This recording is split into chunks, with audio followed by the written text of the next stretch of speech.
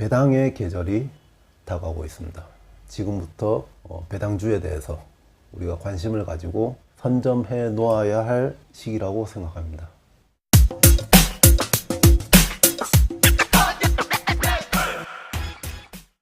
주주라는 개념을 살펴보면 기업을 그 지분만큼 소유하고 있다. 소유권이라고 그렇게 이제 개념이 알려져 있는데, 주주에 대한 실질적인 개념은 뭐냐?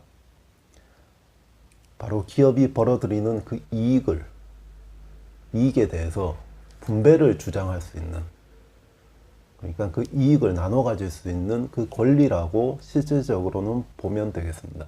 작년에만 해도 7조 4천억 정도 배당금이 이제 외국인들이 가져갔는데, 그러면서 이제 불거진 논란이 국부 유출이다. 일본과 중국 같은 시가 배당률이 거의 한 3% 정도 되고, 세계적으로 보면 거의 한 4%, 세계 평균이 4%가 조금 넘는 것으로 나오는데, 우리나라는 2% 내외 왔다 갔다 하거든요. 2% 안 될 때도 있고. 그렇기 때문에 우리나라가 좀 배당금에 대해서 인색하다, 이 정도인데도 불구하고, 인색하게 배당금을 주는데도 불구하고 그 배당금을 또 외국인들이 많이 가져간다고 하니까 또 국부 유출 논란도 되는 거죠.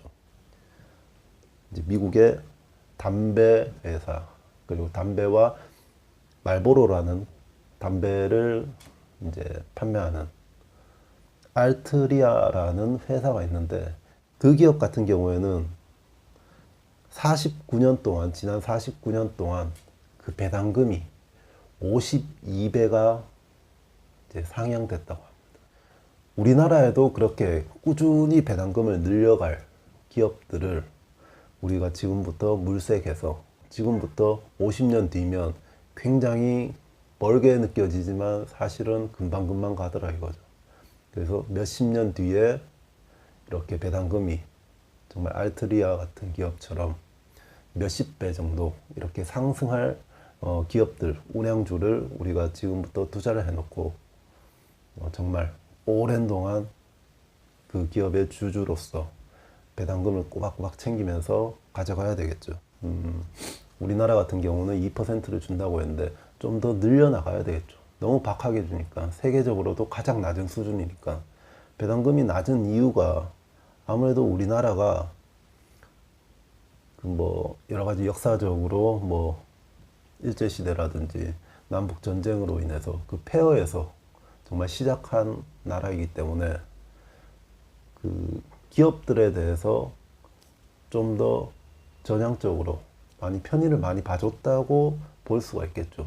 그런 국민 정서도, 기업에 대한 국민 정서도 좀 우호적인 부분이 남아있고, 그런데 이제부터는 우리 주주들이 권리를, 그러니까 소유할 수 있는 권리는 실질적으로는 없지만 그 이익에 대해서 좀 나눠 갖는, 그 요구할 수 있는 권리는 꼭 찾아야 되겠다. 그러려면 이제 국민연금 같은, 지금 국민연금이 500조 원이 넘는 자산, 600조 원에 육박하나 그 정도 되는 자산을 가지고 있는 국민연금이 스튜어드십 코드를 발동해서 앞으로는 이제 좀 더 그 기업들에 대해서 배당금을 좀 더 요구를 하고, 그래서 우리 국민들에게도, 우리 주주들에게도 좀 더 환원될 수 있는 그런 방향을 찾아줬으면 하는 바람이 있습니다.